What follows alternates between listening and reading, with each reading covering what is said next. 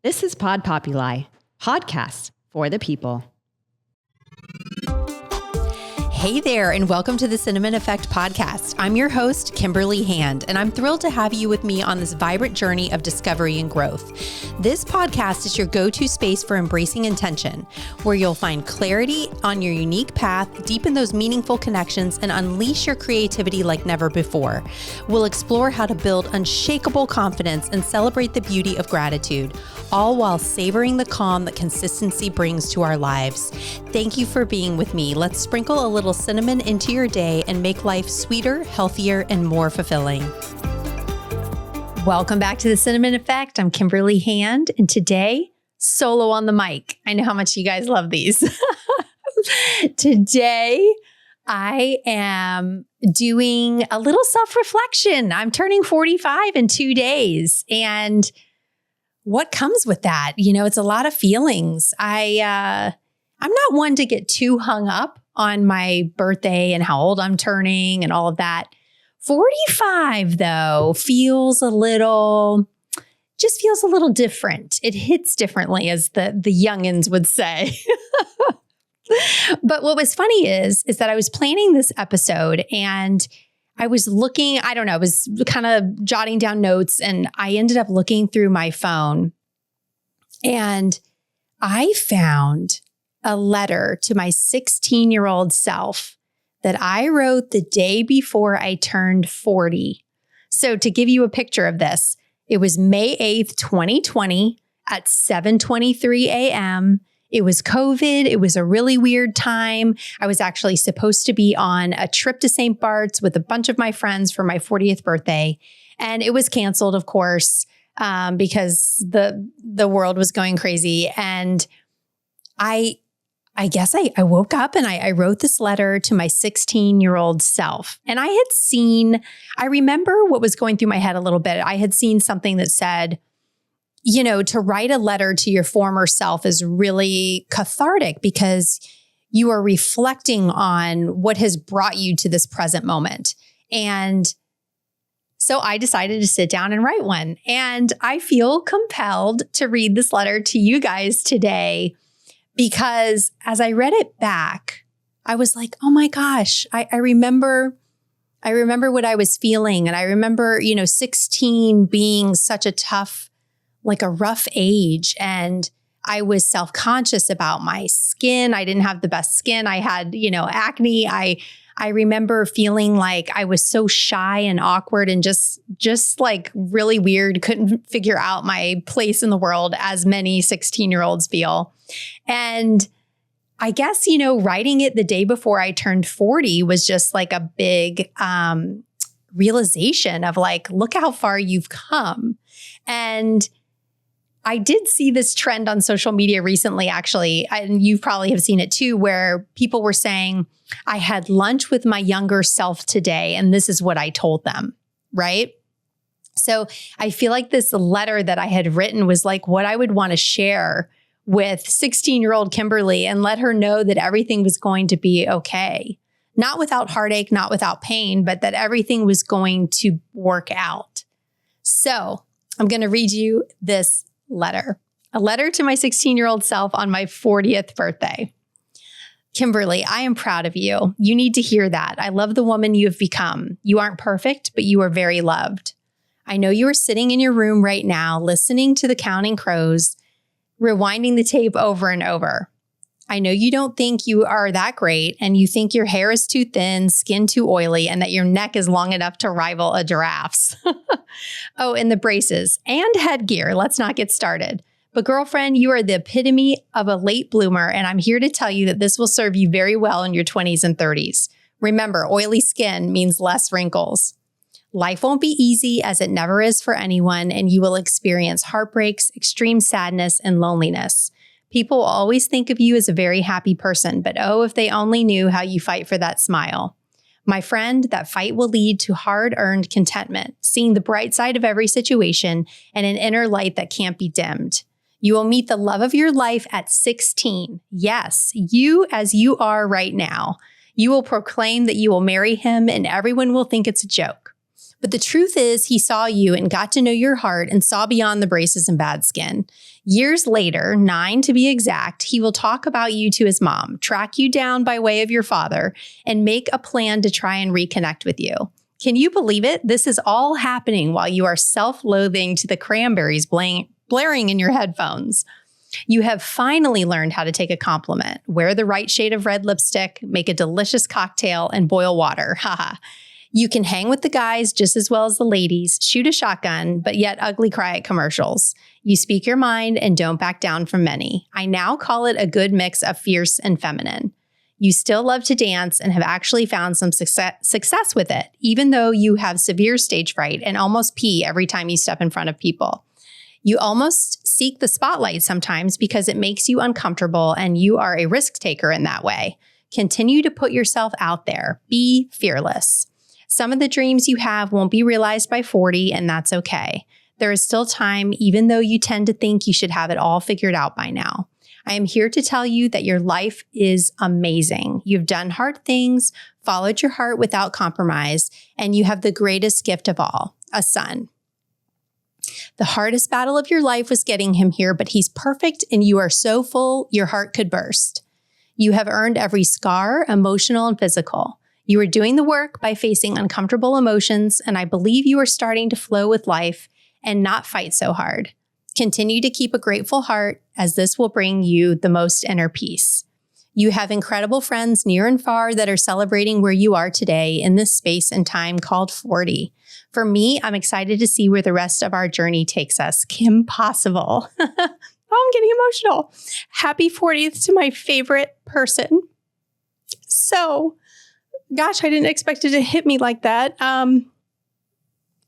So that was a letter I wrote to myself the eve of my 40th birthday. And I read it again just now as I'm on the eve of turning 45. And I feel like I've even come so much farther from writing that letter that day. And I'm going to take a breath because as you can see, and what my message is, I think, for reading that letter is that it is so cathartic to look back and say, oh my gosh, look how far I've come from this point to this point. Even if you're just writing something, I've done it where I've written a letter to myself like a year into the future.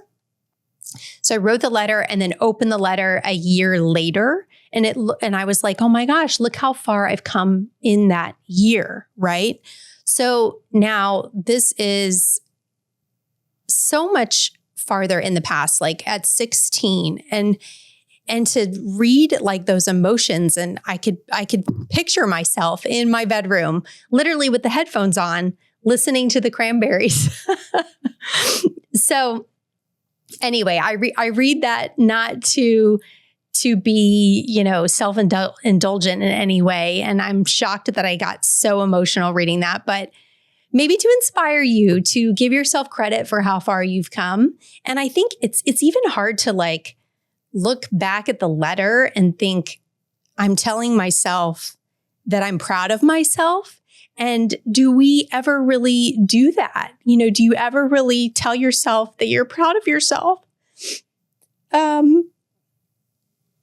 I think we need to do that more. I think most of us do. And I think especially women, we really need to commend ourselves for how far we've come and the hard things that we've done and the hard things that we've gone through. I just think it's hard to do. It's hard to tell yourself that you're proud of yourself. It's hard to tell yourself that you're beautiful or that you are special or unique. But I really think it's just so important. And hopefully I can get through these tears and finish the rest of this solo podcast. I promise it's not all this heavy. And it's funny when you I'm sitting here literally by myself recording this, but kind of crying. I feel like I'm like super exposed right now doing this. So anyway, so I wanted to also kind of reflect on the eve of this 45th birthday, some of the things that I feel like I've gotten figured out and some of the things that I think I'm still really working on. And I'm sharing it because I think there's so many of you that are like me and will relate to this.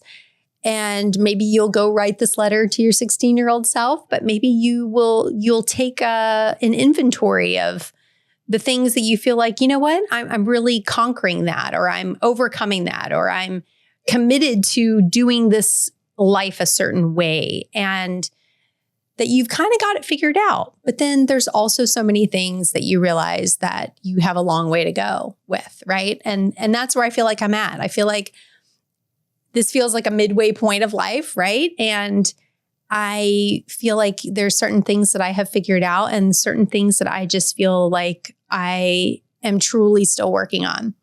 So the things that I have learned, it's funny that I referenced this red lip because I thought of this as a woman, and to be able to go out and wear a red lip, it feels very bold. So wearing red lipstick is what I'm talking about. So it feels very bold to do it. And I know there's a lot of people that embrace that. And I actually saw this older woman, she had to have been in her 70s or 80s, walking down the road, and she had this bright shade of red lipstick. And I was like, yes, I love that. I want to borrow that energy. It's this like, I don't give a fuck attitude that, you know, when you see like the 80-year-old woman and she's got her hair dyed pink, you know, and you're just like, yeah, like who cares? You've gotten to a point in your life where you're like, who cares? I think we should start embracing that much younger. And I am going to challenge you to wear red lipstick. Wear it on a date night with your husband. Wear it to the grocery store. Wear it. You will feel empowered. You will feel so confident in yourself because it is so bold. And I'll tell you that red lipstick really looks good on everyone. That's the hidden secret. I think people think, oh, I have to have this shade of hair, or I have to look like this, or I have to be blonde, or, whatever. Red lipstick looks good on everyone. I think that's one thing I've mastered. I've found the right shade of red lipstick. So when you're choosing a red, you want to think, do you need a blue undertone, a pink undertone, an orange or like coral undertone? Like figure out the shade of red lipstick and wear it. Try it out. Another thing that I have learned is to embrace my face. And I think this is an important one. I think it's, in this day and age of like so much plastic surgery, yes, there are things that I would love to change about my face. My nose is crooked when I smile. My smile is kind of crooked. Like there's all these things, that I would probably change, except for the fact that I'm like deathly afraid of surgery and needles and all the things like that. So, and this is not like a judgment of like, do plastic surgery or don't do plastic surgery, whatever you do to your face. But I think embrace your face. That is like a window to your soul, to your personality. Embrace your face. Let that inner light shine. I think some people have gotten so caught up in what this exterior looks like that they're forgetting about cultivating the person that is inside. So I think that embracing your face, embracing your inner light, letting that shine, and not getting so hung up on the little imperfections that you have, and just not concentrating on that. It's like everyone is trying to look like all the same. And I just think you need to embrace your unique look. Another thing I feel like I've learned in 45 years is to find the things that light me up and do more of them. And so I encourage you to do the same. I meet so many women that say they don't even know what they like to do. They don't know what their hobbies are. They don't know if they have a free moment, like they don't even really know what makes them feel good. And so I think you need to spend some time trying out new things. That's one thing that I have done. I have spent time figuring out the things that really light me up and make me feel good and centered and calm. And what are those things? And try to figure out a way to do more of them. Try and incorporate them into what I'm choosing to do as like a career, right? And so finding those things that give me a spark and doing more of them. And I think that this needs to be something that you do that's aside from your work, aside from your partner and your children. So, yes, if you do love your work, I think that's awesome, of course. But finding these little things that you can do that are singular of all of that. So they are aside from your partner, your kids, and your job, and finding something that is just for you, whether it's painting, dancing, yoga, walking, whatever it is, listening to like bad rap music and hip hop, like in your car when no one's around, like whatever the case may be, find it and do more of it. If there's one thing I have learned over the years, it's that you will always feel better if you drink a big glass of water, if you go outside, take your sunglasses off, let that sunshine come into your eyes, and take a walk. Those things are free. You can do them at any time of the day and you will feel better. If you're feeling low, I swear that's what you need to do. Go outside, do it. It works 100% of the time. If you're feeling overwhelmed, sad, lonely, get outside, take a walk, hydrate yourself, let the sun hit your face, and you will feel better. I feel like that's one of my biggest life lessons over time. It sounds silly because it's not really anything that complex, but if you're just having a moment, do those things and you will 100% feel better. One of my favorite lessons that I've learned is that you can rewrite your story. You can rewrite your story at any time in your life, at any age. You can start fresh. You can change because you want to. You don't need approval from anyone else. You can pivot on a dime and it's okay. And in fact, it's so freeing and empowering to do it in your 40s. I feel like my 40s have been so magical and amazing. And I've really learned so much about myself. And now that I'm halfway through my 40s, I just think, I gave myself permission to pivot and to change and to evolve into different versions of myself. And what a gift, what a gift that has been. So I think that is another lesson that I feel like I've learned and I want to share with you. Now, there are things that I'm still working on. Of course, we're all working. We're all constantly evolving. We're all constantly learning. We're figuring things out. But there are some big ones that I'm still working on. And I wonder if any of these resonate with you guys. Learning to not feel responsible for the actions and feelings of other adults. I actually had a conversation with a friend this morning. It was like a little therapy hour. And that was one thing that came out of my mouth, learning to not feel responsible for the actions and feelings of other adults. It's their journey and they will either figure it out or they won't, but it's not my problem. That's a big one. And I actually, when I feel like I'm kind of getting too wrapped up in someone else's life or business or situation, I tell myself, Kimberly, it's not my job to save them. It's not my job to save them. I am not responsible for the actions or feelings of other adults. And that's really freeing in its own right. that one thing. I'm still working on it. It's something that I'm actively doing and it takes the pressure. You do not have to carry someone else's load. You do not have to carry someone else's path they are on their own journey and let them live it, because you're actually doing them a disservice by butting in and trying to save somebody. You really are. You need to let them live. And that's kind of like the let them theory, right? It's like you just need to let them do their thing.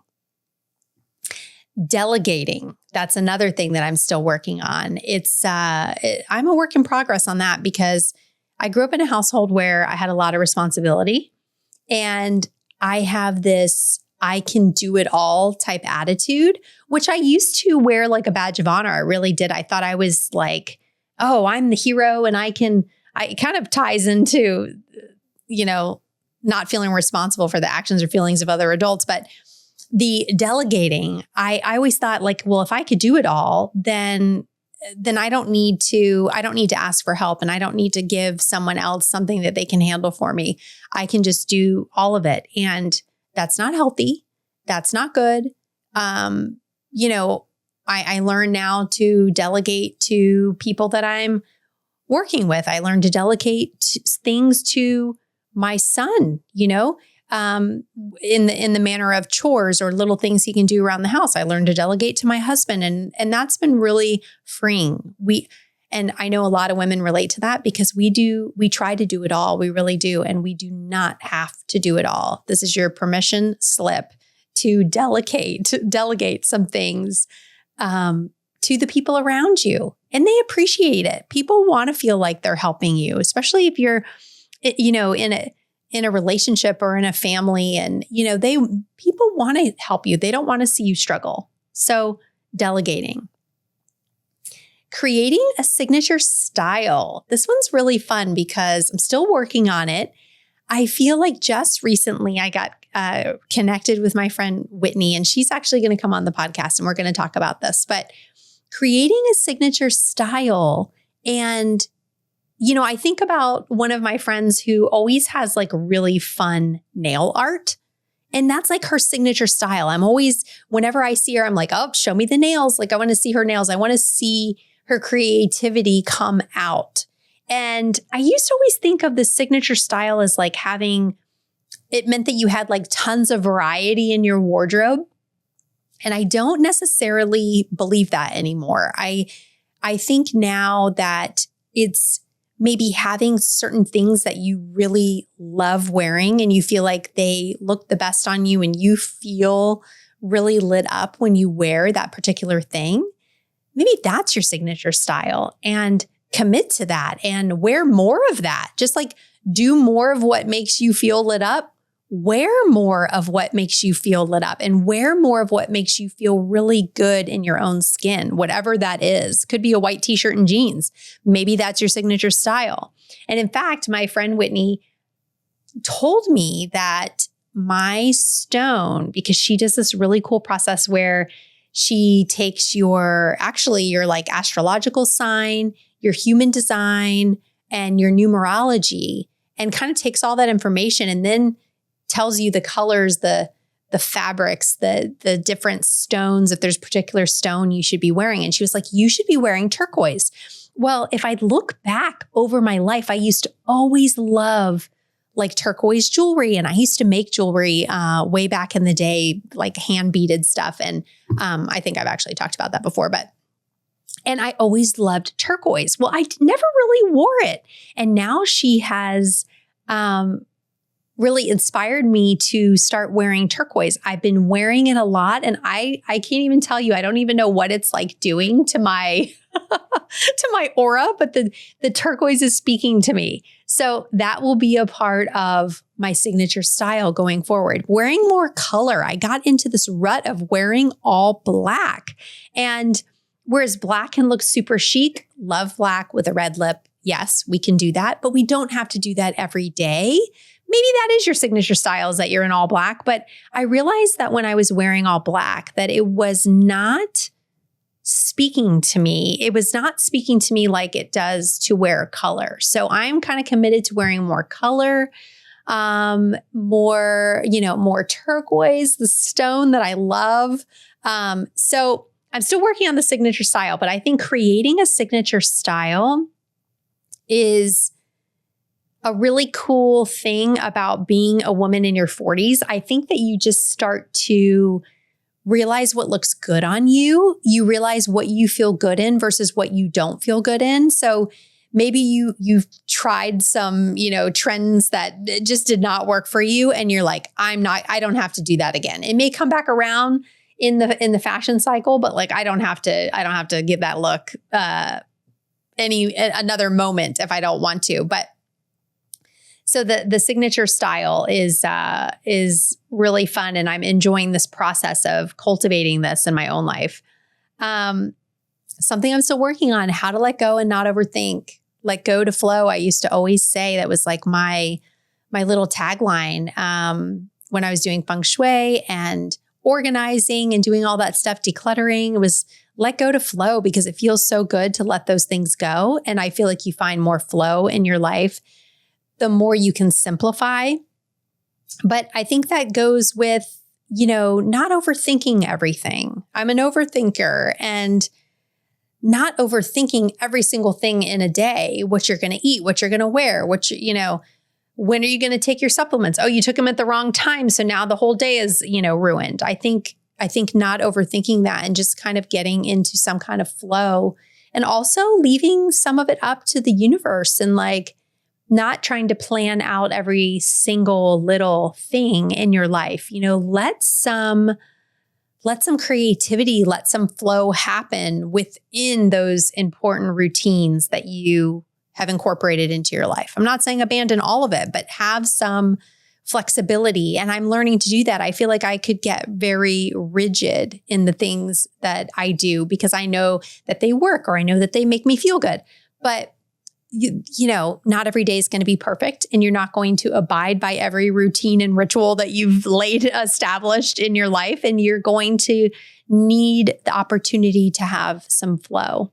So that is a really important one that I'm really trying to work on. Let go to flow. I'm just going to keep telling myself that, because that's something I've been telling myself for years. And I think it's starting to, to come into play now. But I would say the last one that I am really leaning into now at 45 is to not hold a grudge.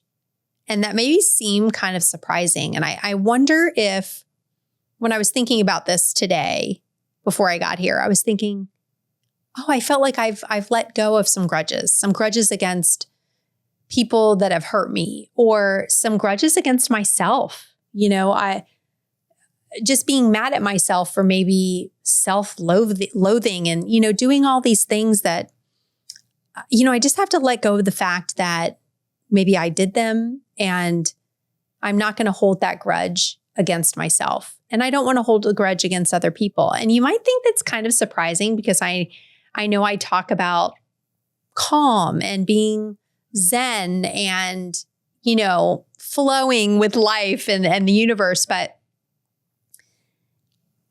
there is a side of me that is, you wronged me and I'm going to go scorched earth on your ass. Like that's just, I've got this side of me that feels that way. And I'm trying to work through that. And I'm being, I'm telling you guys this, but I think everyone could use the opportunity to let go of a grudge. If you could just let go of one grudge that you've been holding. Maybe it's against yourself. Maybe it's against your partner. Maybe it's against a family member, a friend. Maybe if you could just let go of one grudge that you have, I think we would all be happier. And, that tension, that anger, that would all wash away. And it feels so much better to do that. Because I think I've held really strong grudges. I've not talked to people, and I feel like if you can just let that go,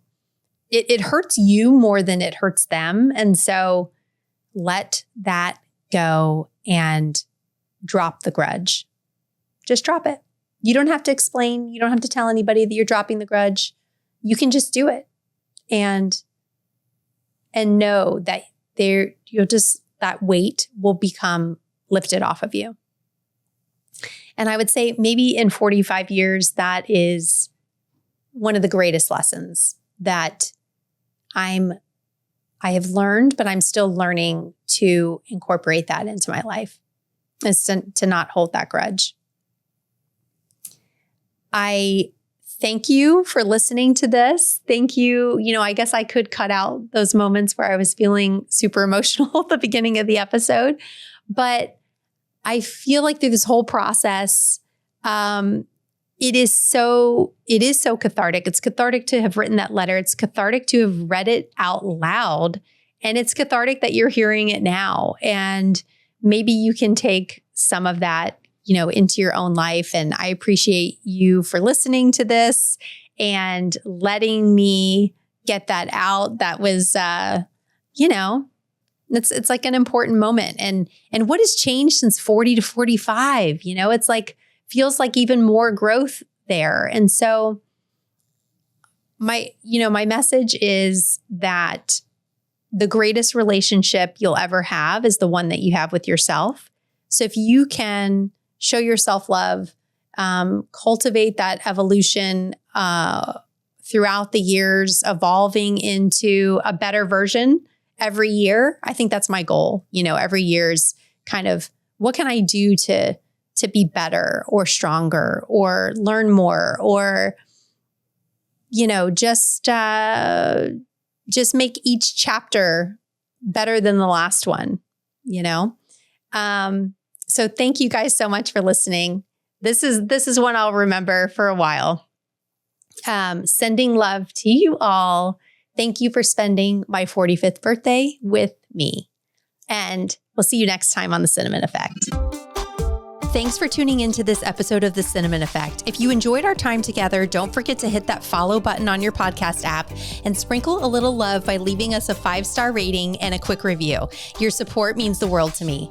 For even more goodness, check out the show notes where you'll find links to some of my favorite products. And don't forget to visit thecinnamoneffect.com to connect with me directly or to grab your TCE gratitude journal, your next step towards a more grateful life. I can't wait to spice things up with you again next time. Stay vibrant, stay inspired, and remember to add a little cinnamon to your life every day.